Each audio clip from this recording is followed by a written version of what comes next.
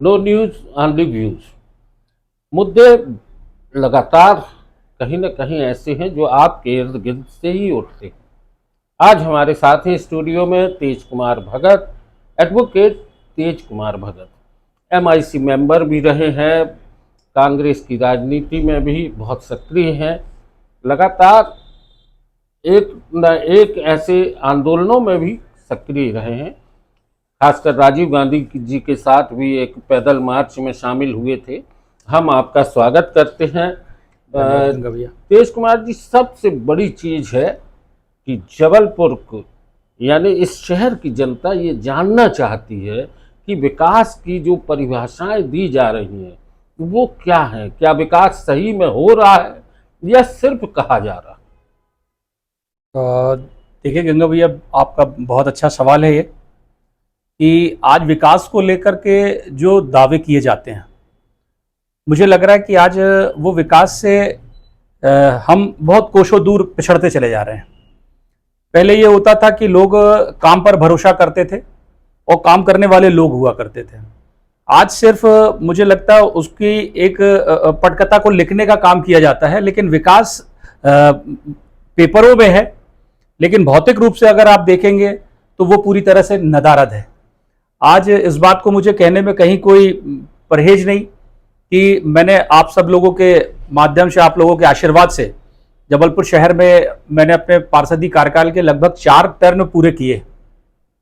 और इस टर्म में मैंने देखा कि जब नगर निगम की वित्तीय स्थिति इतनी बद से बदतर थी कि नगर निगम के पास जनता के काम कराने के लिए पैसे नहीं हुआ करते रहे, तब ऐसी स्थिति में पूर्व महापौर स्वर्गीय पंडित विश्वनाथ दुबे जी मैं समझता जबलपुर शहर के लिए एक भाग्य विधाता बनकर आए थे।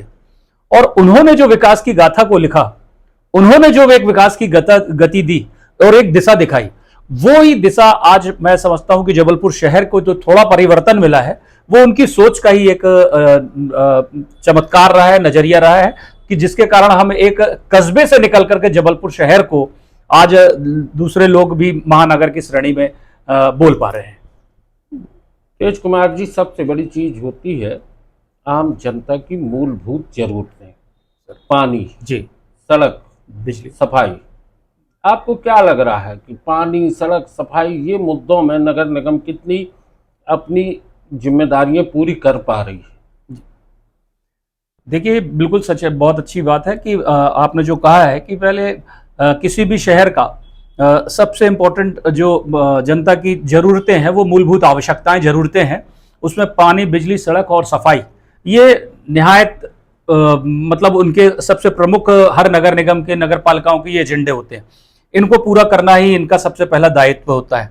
और नगर निगम, जब हमने देखा कि जिस वक्त हमने नगर निगम संभाली थी तो उस वक्त नगर निगम की वित्तीय स्थिति इतनी दयनीय थी कि हमारा आज का बजट, आज अरबों का बजट नगर निगम के अंदर पेश हो रहा है। आज एक पार्षद को 10,000 रुपए लगभग मानदेय मिल रहा है, उस वक्त हमको 750 रुपए मानदेय मिला करता था। आज 90 लाख रुपए प्रति वार्ड के हिसाब से अभी 2025 और 26 के प्रस्तावित बजट में 90 लाख रुपए एक वार्ड के लिए इन्होंने वार्ड विकास के लिए तय किया है इस बजट में। उससे पूर्व शायद मुझे लगता है 81 लाख रुपए के आसपास था, इस बार 10 लाख रुपए और बढ़ करके है। तो एक वार्ड में 90 लाख रुपए के विकास कार्य कराए जाने का बजट में प्रावधान किया गया है, सिर्फ इसलिए कि यही पानी, बिजली, सड़क और सफाई दिखना चाहिए। लेकिन देखने में ये आ रहा है कि इस वक्त जो नगर निगम में चल रहा है ये फर्जी बिलिंग चल रही है, फर्जी तौर तरीकों से पैसों का आदान प्रदान हुआ जा रहा है। इसमें अधिकारी से लेकर कई ऐसे जनप्रतिनिधि हैं जो शामिल हैं और काम नहीं हो रहे हैं वार्डों में, परंतु बराबर उसकी फाइल तैयार होती है, उसके काम जो होना चाहिए वो काम ना हो करके उसका भुगतान हो जाता है। यानी ब्लूप्रिंट तैयार हो जाता है और भुगतान हो जाते हैं, जमीन पे वो काम दिखता नहीं, बिल्कुल नहीं दिखता। आप स्वास्थ्य विभाग भी संभालते थे, आपने एमआईसी में मेंबर रहे। वर्तमान में स्वास्थ्य विभाग जी को लेके कई सवाल खड़े होते हैं, जी, आपके सामने भी आए होंगे। बिल्कुल, क्या स्थितियां हैं, सफाई ठेकों की स्थितियां क्या है? सफाई ठेकों में तो सबसे पहले मैं समझता हूं कि नगर निगम इन दिनों जिस तरीके से भ्रष्टाचार के दलदल में समाया हुआ है, पूरा नियम विरुद्ध तरीके से नगर निगम सफाई व्यवस्था का ठेका का काम कर रहा है। पहली चीज तो ये उस वर्ग के लोगों को ये काम देना चाहिए था नगर निगम को, जिस वर्ग का उस पर अधिकार हुआ करता था।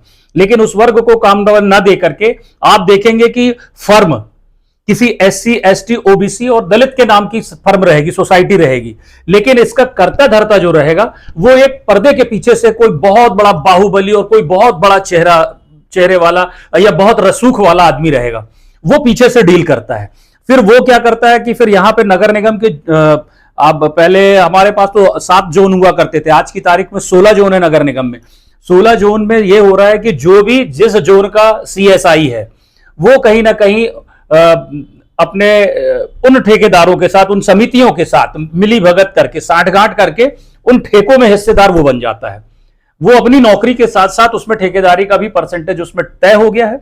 और एक काम को इन लोगों ने 5-5, 10-10, 8-8 समितियों के बीच में बांट दिया है कि तुम भी खुश रहो, हम भी खुश रहे हैं। और नगर निगम को सिर्फ चढ़ावे से मतलब है, अधिकारियों को सिर्फ कमीशन से मतलब है।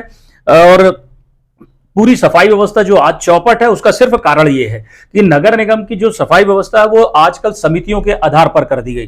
पहले हमारे समय पे ये होता था, हम खुद स्वास्थ्य विभाग में थे तो हमारी ये कोशिश होती थी कि किसी भी एक फर्म को, किसी भी एक कंपनी को काम मिलना चाहिए, वो कंपनी पूरे जबलपुर शहर की जवाबदार रहे कि काम आपके पास है, अगर बिगड़ेगा तो आपकी गर्दन पकड़ी जाएगी, अगर अच्छा करेंगे तो हम आपका अप्रिशिएट करेंगे, आपका स्वागत करेंगे।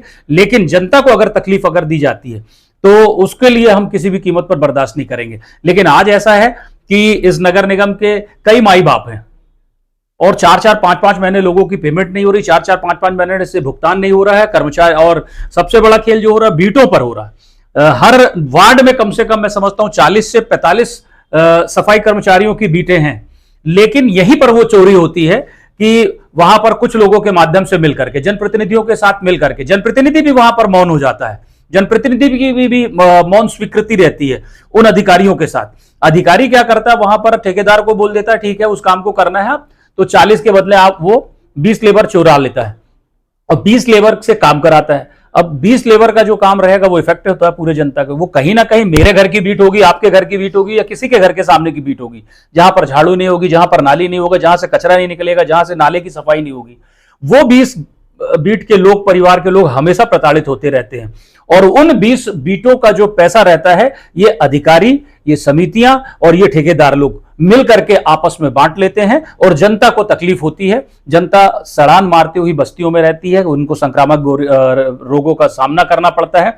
गंदी बस्तियों में जो महामारियां फैलती, जब हमारे समय पे आपको याद होगा 27 मौतें फैली थी, तो हम लोगों ने यही सुधार किया था कि ये बिल्कुल भी हम लोग बर्दाश्त नहीं करेंगे। तो आज जो रोना है वो सिर्फ इसी बात का है कि इस नगर निगम में सफाई व्यवस्था जो पूरी तरह से चौपट है और किसी एक व्यक्ति को काम देने की बजाय ये समितियों के आधार पर भ्रष्टाचार को कर रहे हैं। ये सबसे बड़ी नगर निगम की खामी यहां उभर करके आती है। कांग्रेस पार्षद दल जी अपनी आवाज बुलंद करके इसका विरोध क्यों नहीं करता? देखिए, कांग्रेस तो हमेशा मतलब सजग होकर के नेता प्रतिपक्ष और कांग्रेस का जो नेता विपक्ष का हमारा पार्षद दल है वो हमेशा अपनी बात को बुलंद करता है, आवाज उठाता है, जनता के हितों की लड़ाई को लड़ रहा है, सड़कों पर लड़ रहा है। लेकिन दुर्भाग्य की बात है कि जिन लोगों को कार्रवाई करना चाहिए, ना तो नगर निगम आयुक्त इस मामले में संज्ञान लेते हैं और ना ही महापौर जी। ये दोनों लोग आंख बंद करके अगर बैठ जाएंगे तो स्वाभाविक सी चीज है कि उनके नीचे जो अधिकारी होंगे वो तो मजे मारने के लिए बैठे ही हैं। महापौर तो कांग्रेस से ही चुना गया था। बिल्कुल, महापौर कांग्रेस से चुना गया था, तो महापौर जी ने महापौर से जबलपुर शहर की जनता ने अपेक्षाएं की थी कि महापौर कांग्रेस से चुन के गया, एक होनहार व्यक्ति है, एक अच्छा व्यक्ति है, उसको चुन करके जबलपुर शहर से भेजा। लेकिन वो जाकर के भाजपा की गोद में बैठ गए, तब से वो भी उसी के रंग बेरंग जो भाजपा का शुरू से रंग चला आ रहा था। यानी स्थितियां ये है कि नगर निगम में भ्रष्टाचार बजबजा रहा है, स्वच्छता सफाई के ठेकों में बदबू से पूरा शहर बिल्कुल कहीं न कहीं परेशान है जी, खासकर। और सफाई ठेकों पे लोगों की जो कमीशन है, दलाली है, वो चल रही है। दोस्तों, नो न्यूज़ ओनली व्यूज पर आज की चर्चा यहीं पर हम विराम देते हैं। तेज कुमार भगत जी, बहुत बहुत धन्यवाद। Thank you.